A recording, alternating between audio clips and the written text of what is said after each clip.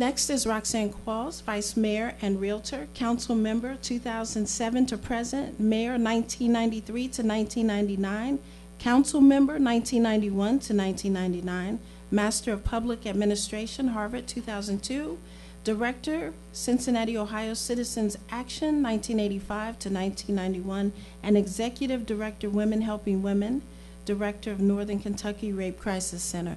That's Vice Mayor Roxanne Qualls.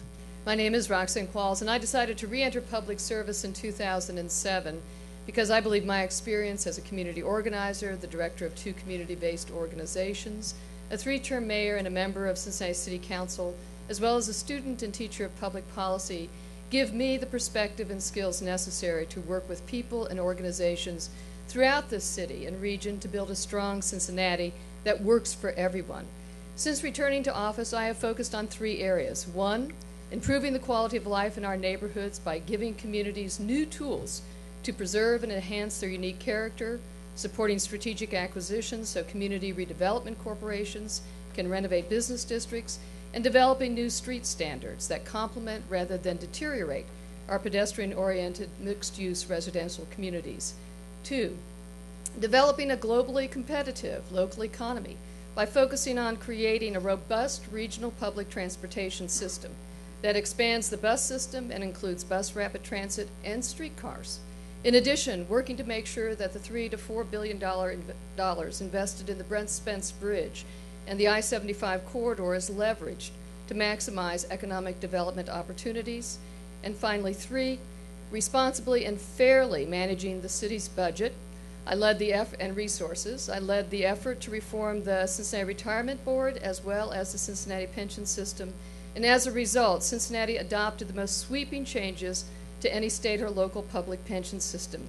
Budget balancing is about balancing priorities, and I personally believe our priorities include essential services such as safety, public services, health, and recreation, and that we also, in order to maximize resources, need to pursue an aggressive shared services strategy. This current council has been very divided, particularly on budget issues, but also on a host of other issues.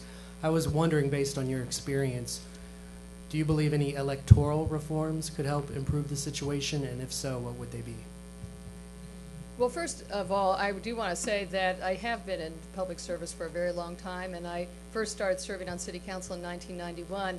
And what is always remarkable, I think, is that the stories that are currently written about how divided the council is currently are the same stories that were written in the 1990s about how divided the council was in the 1990s. And so even though some people take a nostalgic view of the good old days, it's like everything. It's all kind of gets better as the further it fades in the past. In terms of the point being that we have a projected, now it's down to about $20 million deficit. What is politics? The definition of politics is the authoritative allocation of resources. We have reduction in resources, and so there are many competing needs in our community, and the members of council represent legitimate competing needs, and of course there's going to be differences of opinion. When we passed the budget at the end of 2010, we did eliminate school nurses as a result of a lot of work, not the least of which was work done by Ms. Quinlivan and myself in conjunction with Eve Bolton from the school board and the Greater Cincinnati Health Foundation. We actually managed to put back in place a program and managed to get approximately $600,000 worth of city resources to fund that program.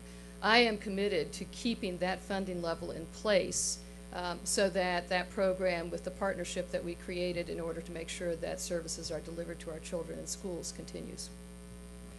I'm most proud of the fact that as a member of council, one can actually make a difference in the lives of people.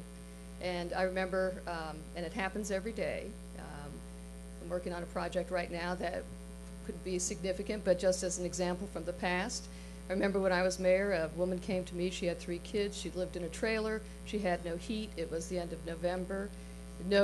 She was not eligible for a variety of reasons, not the least of which was that she was divorcing her husband, and he owned the trailer.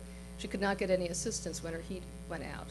And as a result of intervening in that situation, she actually managed with her children to get a new furnace.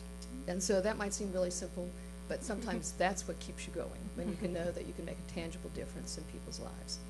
I've spent my entire career in public life working on behalf of all of Cincinnatians, whether that's working with neighborhoods, whether that's College Hill, trying to help them improve their business district, or Madisonville, as we are now doing, trying to ensure that the Eastern Corridor does not just create an expressway through their community, or Walnut Hills, finally after 40 years, on the verge of getting two-way McMillan put back in place, or working on citywide issues, such, thank you.